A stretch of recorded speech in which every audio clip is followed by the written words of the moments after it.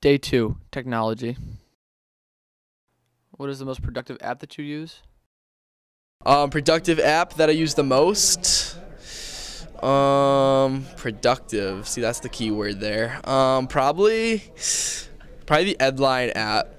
Probably, I guess. Oh, Spanish translator, or iTranslate, you know. I use the Edline and Naviance mobile apps a lot. I'd say the most productive app I have on my phone is the Bank of America app, because I really wasn't keeping track of my money for a while from work, and I was sort of just losing track of it, so it's a lot easier to just manage everything with that. I have this graphing calculator app. Helped me in Algebra 2 a lot. Currently my G Drive. It's the best app that I have. We got rid of our tower at home, so we just have a G Drive, and that's where we keep all of our documents, which is great because we can access it from anywhere.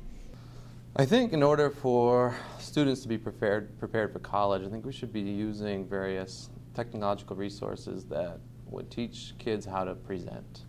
So for example, in the world today, I think two good resources might be Prezi in terms of the visual presentation, which you can incorporate music to get your point across, but also even podcasting, using the Mac Lab that we have here. Students can learn to podcast, post it through iTunes, and basically get your information out to the world.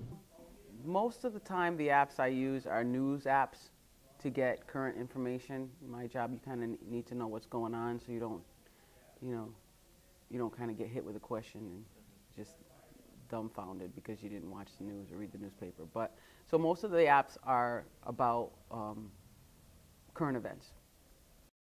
What is one piece of technology that you could not live without? Well, on the basic side, I couldn't live without my computer. Everything is done now online.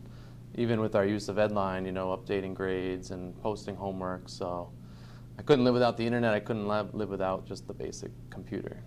I think I could live without a phone, but I don't know about the computer. So. Clearly, one of my most valuable tools is my computer and my design software. We've got CAD software that we use to design decks, which if I had to do that by hand would just take an immense amount of time, as well as the quoting, the accounting, everything else that goes along. So definitely computer and internet and everything that's related. I'd love to say my iPhone, but I really don't know how to use it all that well yet, so I'll say a laptop. There's so many things that we use. I think about even my car is a piece of technology that I use every day. I think most people would say their phone or maybe their computer, but I think also my car that I have now is very different than the car I had in high school. It has a computer in it. My cell phone, yeah. Everything's on my cell phone, notes, calendar, schedule, contacts, everything is on my cell phone, literally everything. So yeah, that is the last thing. How would your life be different without technology? Looking through the lens of the consumer and looking at technology these days, I think it's easy to say that it's exploding out there. Technology is not only a tool anymore, it's also a means of communication.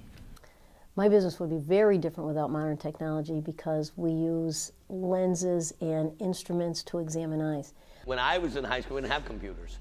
So I would have to say computers, that's the wave of the future. That's what all you guys need to know. I mean, my 10-year-old's better on a computer than I am. I think that awareness to a new business would suffer because not very many people read the newspaper.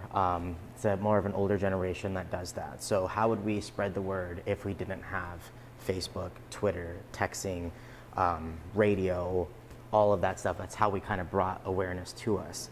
And also with promotions and discounts and offers, people like to have deals and save money. So how would we communicate that without the technology? And how would we compete with people that are similar to us? How do we differentiate ourselves, basically? I need to know a lot more about technology too. As an older teacher, sometimes it's hard for me to keep up with it, but certainly I think that it's a 21st century skill. Technology can be a barrier in a lot of different ways, and if it's a barrier for consumers in that they are bombarded by messaging and complexity, then one way that it could actually be a great positive for consumers is in the power of information access on the one hand, And also on the pro side, for a company like ours, like Lego, that has a lot of content and stories to share, we can use technology to broadly communicate those stories in a very efficient way. Secondly, consumers have the power of information not only to make decisions, but to also share their perspective on how they feel about brands. And as a company that has a relatively strong consumer following, we can accelerate the voice of the consumer, which in a lot of cases is very positive, very quickly around this digital universe. So our advocates are out there advocating very broadly on behalf of our brand, largely because of the channels available to them through the digital media.